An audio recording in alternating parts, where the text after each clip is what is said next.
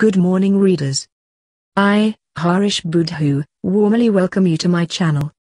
Learn as much as possible from my handwritten article, Mother's Day. Part 3. This 1st of June 2020. A. In truth, every day should be turned into a Mother's Day. B. The last two papers on mothers have reduced many readers to tears, but also to guilt. C. You will never be happy in life if you have been cruel to mother. 1.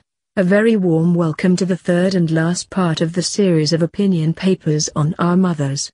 We are addressing ourselves to the task of discovering and understanding them, and that through a part of the terrible life story and traumatic experiences of my own late mother. They were symbolic in many a sense. 2. Mother's Day came and went away yesterday. It will be one and the same next year, and the years after, till the world will exist. And it was so in the past, year after year, since the event first came into being.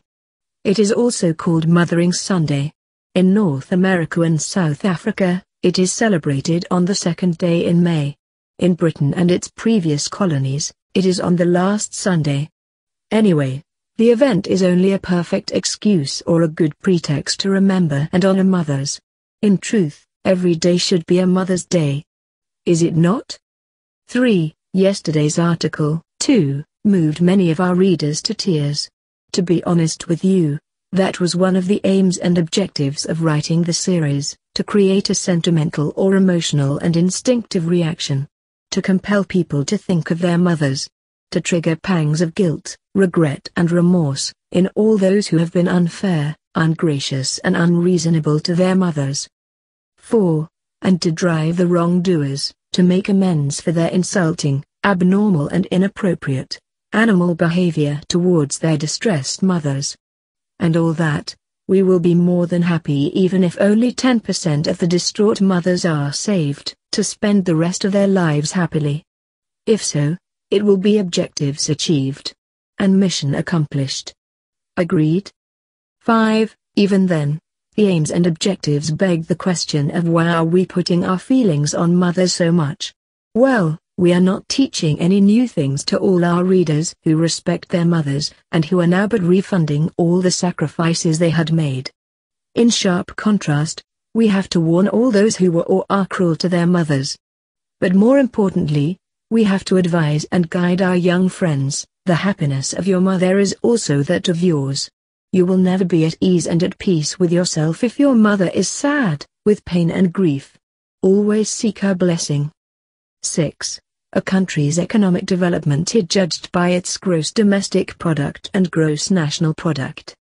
Its health is calculated by the total healthy conditions of all its citizens.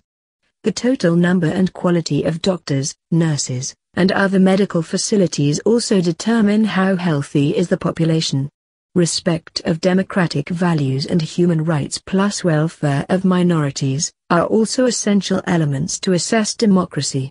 Long story short, the mother's happiness or pain and grief will tell you about the personalities of her children. Add the mental and physical conditions of all mothers, the sum total will certify how civilized is the country, society or family. Conclusion is yours. 7. Yesterday, we briefly referred to the characteristics and genes inherited from both our fathers and mothers. We also stressed it was my mother who had molded me in the absence of my father. Hereafter are but a few lessons I have learned from her heroic life story. A. Hard work. I have always been the hardest worker of my group.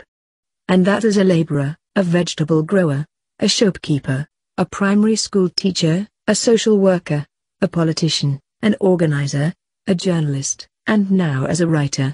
One typical example, the 21st and 22nd of May 1981 speech on the budget, 5 hours 34 minutes, should have consumed many days of hard work.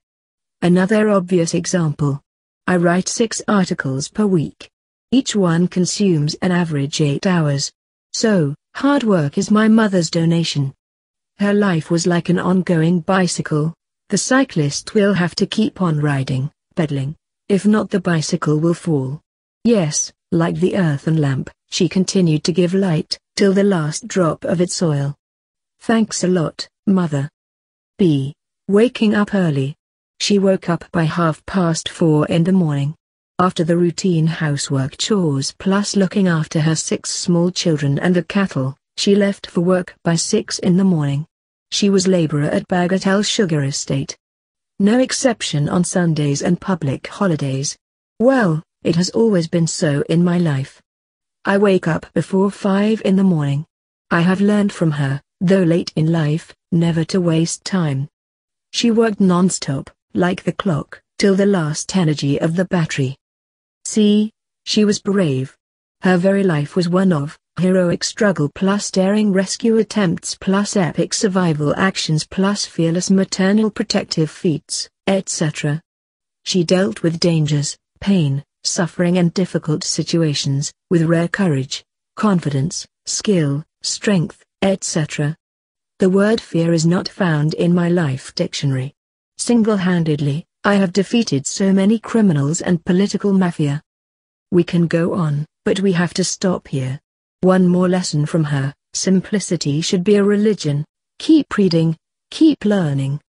Like and subscribe for more thrilling articles. Thank you for watching.